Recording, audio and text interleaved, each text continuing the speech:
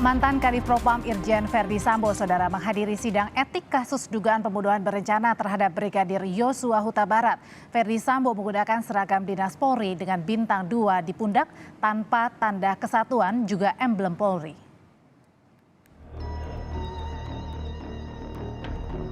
Mantan Kadif Propam Irjen Verdi Sambo menghadiri sidang etik kasus dugaan pembunuhan berencana terhadap Brigadir Yosua Huta Barat. Ini adalah kemunculan pertama Verdi Sambo setelah dirinya ditetapkan sebagai tersangka kasus pembunuhan berencana. Sambo hadir mengenakan seragam dinas harian Yanma Polri dengan pangkat bintang 2 yang berada pada bahunya. Namun pakaian dinas Verdi Sambo polos, tak ada atribut lencana lain yang dikenakan pada seragam.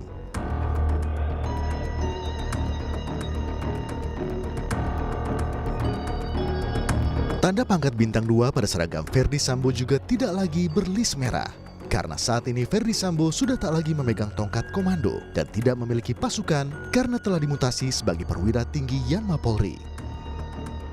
Aturan soal pakaian yang digunakan seorang terduga pelanggar etik ini tertuang dalam Peraturan Kapolri Nomor 7 Tahun 2022 tentang Kode Etik Profesi. Pada pasal 56B menyebut, pakaian dinas harian untuk sekretaris, terduga pelanggar, saksi, rohaniawan, pembantu umum dan ahli pegawai negeri Polri. Kemunculan Verdi Sambo hari ini memang berbeda dengan kemunculan saat ia belum ditetapkan sebagai tersangka dan masih menjalani pemeriksaan di Bareskrim. Verdi Sambo muncul dengan gagah menggunakan seragam harian dan atribut lencana lengkap.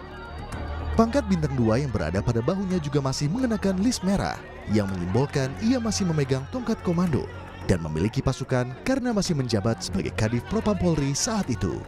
Tim Liputan Kompas TV. Terkait kemunculan perdana Verdi Sambo dalam sidang kode etik perdana hari ini, setelah Verdi Sambo ditetapkan sebagai tersangka, kita terhubung dengan Handoko Gani, pakar forensik emosi. Selamat petang, Pak Handoko. Selamat petang, Mbak. Ya, Pak Handoko, ini pertama kali Verdi Sambo muncul dalam sidang etik setelah ditetapkan sebagai tersangka. Jika dilihat, apakah Verdi Sambo sudah siap hadapi apapun keputusan etik untuknya hari ini? Saya rasa sudah sangat siap ya. Kita bisa membayangkan seseorang dengan atribut yang sangat lengkap sebelumnya, ya tiba-tiba mengenakan pakaian seperti demikian. Jadi sebetulnya sudah tercermin dari pakaiannya apa yang mungkin akan bisa terjadi terhadap beliau. Dari sisi psikologis tentunya akan sangat sangat dramatis sekali bagi beliau. Beliau pun pasti merasakan bagaimana perlakuan saat ini terhadap beliau gitu ya, termasuk dengan segala kemungkinan hasil dari sidang hari ini. Oke, itu artinya tercermin juga ketika sudah siap, tercermin pada saat Verdi Sambo duduknya ini tidak tegang ya, sudah bersender ke belakang bangku. Nah, ini menarik ya, ketika kita menganalisa gestur, kita tidak bisa langsung menyamaratakan gestur bersandar ke belakang adalah gestur santai. Ini salah besar. Ya, gestur santai itu juga gestur bersandar di belakang itu bisa disebabkan oleh banyak faktor. Salah satunya adalah kursi, kondisi tubuh yang kelelahan, ya.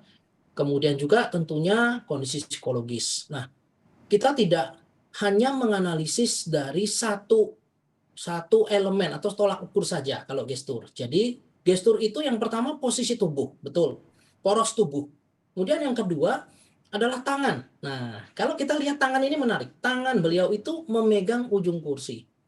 Nah, di dalam salah satu seni dari gestur, ketika seseorang itu holding atau memegang suatu benda, meremas, memutar-mutar, memainkan dan sebagainya, itu tanda seseorang yang sedang tidak nyaman, tegang, cemas termasuk di dalamnya, ya. Dan kita juga akan menganalisis juga dari posisi kepala hingga ekspresi wajah. Nah, kalau kita padukan 3 tolak ukur selain poros tubuh, maka itu bisa mencerminkan bahwa beliau ini juga dalam kondisi stressful atau tertekan. Jadi nggak santai. Ini keliru sekali kalau dikatakan santai. Tapi kan tadi dikatakan sudah siap. Antara siap dan tidak santai ini bagaimana melihatnya, Pak Handoko? Ya, Kalau santai ini kan kesannya, wah ini kok melecehkan gitu ya, ini kok meremehkan. Tapi kalau kita bicara adanya ketegangan, adanya stressful ya, itu juga satu hal yang menunjukkan keadaan emosi beliau secara sesungguh-sungguhnya. Ditambah lagi, tadi kan saya melihat selain ekspresi wajah, tangan, kemudian saya juga melihat adanya debar jantung. Kalau seseorang yang santai, itu debar jantungnya itu nggak kelihatan. Tapi kalau kita perhatikan Oke. video ini, itu ada pada saat menjawab, ya ada saat di mana debar jantungnya beliau tuh kelihatan. Kencang gitu Hanya ya? orang yang tegang, iya betul. Oke. Hanya orang yang tegang, yang debar jantungnya, napasnya tuh pendek. Kita lihat aja ini, napasnya ini pendek. Oke. Kalau dari mata? Oh kalau dari mata nggak bisa, apalagi kita melihatnya dari sisi samping dengan jarak yang cukup jauh. Jadi betul-betul kita hanya bisa melihat dari gestur tadi tangan, kemudian kepala, ya. Ada yang mengatakan kepalanya mendongak. Saya akan koreksi, kepala mendongak karena posisi dari Yang Mulia. Hakim itu memang di atas eye contact, jadi memang harus mendongak. Jadi bukan karena beliau masih dongak atau mohon izin bukan masih menunjukkan dongak atau congkak gitu, enggak seperti itu. Ya, tapi karena memang posisi duduk Yang Mulia. Kemudian tadi yang sangat-sangat membuktikan bahwa beliau ini tegang, beliau ini menganggap sidang ini sebagai suatu hal yang serius dan siap bertanggung jawab, sebetulnya adalah dari yang kita sebut autonomous nervous system, yang biasanya kalau di alat lie detector itu dites dengan detak nadi, denyut nadi, dan pernafasan, kemudian debar jantung. Dan kita melihat nafas beliau ini memburu, lebih pendek, kemudian detak jantungnya ini kelihatan sekali kita lihatnya di momen ini. Nah, berkali-kali nih. Nah, kalau misalnya dilihat dari visual, ini kan sempat berbicara ya, meskipun kita tidak tahu Pandoko berbicaranya apa. Kalau sedikit menarik lihat ke belakang, kalau sebelumnya kan tegas begitu ya pada saat awal waktu itu di Barreskrim. Tapi kan saat ini meskipun tidak tahu bicaranya apa, tetapi rasanya agak pelan ya nadanya. Pelan sih tidak, tapi pendek. Oh pendek, oke. Ya, kita melihat beberapa kali beliau menarik napas. Ya, menarik napas. Pendek jawabannya ini. Ya. Artinya kalau pendek itu menghela nafas, kesulitan untuk berbicara tapi mau tidak mau karena memang sudah di hadapan umum ya harus tetap tegas terlihat. Ya, salah satunya seperti itu. Ketika seseorang sedang tegang itu dia tidak bisa menceritakan atau menggunakan kalimat-kalimat yang panjang. Ya, jadi hanya menjawab pertanyaan dengan pendek, kemudian ditambah lagi dengan banyaknya helaan napas, banyaknya napas seperti itu. Ya, kita melihat sekali dengan jelas di video yang ini. Nah, di video sisi sebelah kiri kan itu pada saat tadi menjalani etik ya, memang terlihat 3 kali 4 kali kata sudah menghela nafas. Tapi berbeda Pak Handoko ketika kita lihat visual di sebelah kanan, ini pada saat awal Agustus, pada saat diperiksa kelihatan kepercayaan dirinya, kelihatan juga nampaknya sangat berbeda ya kalau dari raut mukanya begitu. Betul, beliau beda sekali. Yang artinya di saat yang seperti ini kita bisa melihat dari pergerakan alis mata itu turun ya, kemudian di area mata ini kelihatan ada lipetan dan seterusnya yang biasanya itu mencerminkan adanya beberapa kali mungkin menangis, mohon izin ya, mungkin menangis ya. Jadi kalau kita bandingkan dengan yang sebelumnya, dengan tegak, beliau jalannya tegak sekali nih. Ya. Kemudian santai, ayunan tangannya santai sekali, kemudian cara menjawab dengan posisi kepala, tangan dan seterusnya itu sangat tegas, ya, sangat gagah seperti itu. Sementara kalau kita melihat di sisi yang kiri, sisi sekarang ini, beliau menjawab pertanyaan demi pertanyaan itu dengan terbata-bata.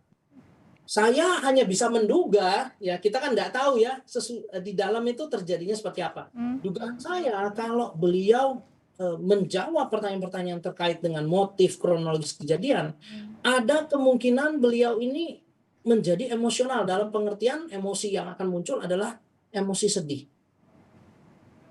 Terutama emosi sedih itu mungkin saja terungkap pada saat ada 15 saksi, terutama ada Eliezer juga, ada Ricky Rizal juga, ada Kuat Ma'ruf juga. Bisa seperti itu? Bisa seperti itu. Kalau melihat awalannya seperti ini, dengan napas-napas yang pendek, kemudian wajah yang sedemikian tegang, dan tapi di sisi mata juga terlihat ada kesenduan, ada kesedihan, ya. Bibir juga tadi saya sempat lihat seperti ini. Oke.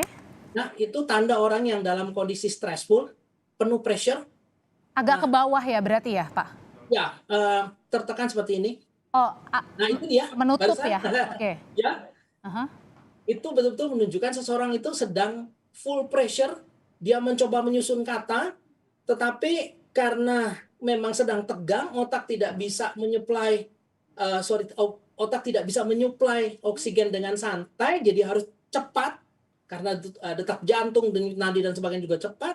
Akibatnya jadi pressure-nya Oke. sangat-sangat tinggi. Pak Handoko, pressure apa sih yang kira-kira bisa dinomorsatukan 2 dan 3? Apakah yang paling utama takut menghadapi nanti putusannya, ataukah karena di sekitarnya ini kan mungkin sesamanya juga ya, ada Komjen juga, kemudian ada Irjen juga, atau justru mungkin karena tanda kehormatan itu tidak ada, jadi membuat Ferdy Sambo juga agak kehilangan kepercayaan diri? Kalau saya melihatnya begini ya, seorang jenderal tetaplah seorang jenderal. Artinya beliau punya sebuah kepercayaan diri, tetap ya. Akan tetapi memang di sisi lain dengan ekspresi seperti ini ya, itu juga menunjukkan seorang jenderal yang sudah sadar bahwa ada kesalahan yang dia lakukan.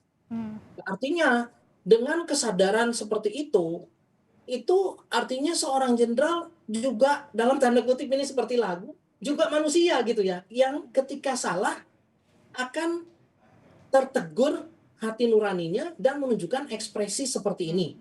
Nah, ini artinya penting juga buat kita untuk tidak langsung menghakimi bahwa beliau ini melecehkan, meremehkan, kok santai sekali dan sebagainya. Ya, faktor terakhir yang bisa membatalkan pernyataan itu adalah bahwa ini masih di awal. Oke. Kemungkinan baru kayak ngabsen gitu loh. Baik. Ya, saudara ini betul siap saya. Betul saudara ini siap saya. Seperti itu. Masih gampang ya untuk menjawab ya? Iya, betul. Baik. Baik, terakhir Pak Handoko, apakah nanti juga keputusan ini mempengaruhi, terutama pada saat besok istri Ferdy Sambo juga akan diperiksa? Saya rasa kalau bicara tentang hukum pasti mempengaruhi ya. Tapi yang saya belum bisa tahu adalah karena bagaimana dampak dari hasil hari ini terhadap psikologis dari ibu besok. Nah, saya cuma bisa memesankan bahwa untuk sidang ibu harus didampingi dengan wanita khususnya ya, atau dalam hal ini yang bergender sama, yang menguasai cara menghadapi wanita yang ya memang dalam kondisi traumatis seperti demikian. Kalau tidak, maka sidangnya tidak akan berhasil dengan baik. Sampai sekarang masih belum ada hasil dari putusan etik Irjen Ferdy Sambo, tapi tadi dilihat bahwa Irjen Ferdy Sambo siap, tapi kemudian terbata-bata karena memang menghela nafas yang panjang, itu juga mengartikan kecemasan dari Irjen Ferdy Sambo. Terima kasih Handoko Gani, pakar forensik emosi, sudah berbagi informasi di Kompas Petang.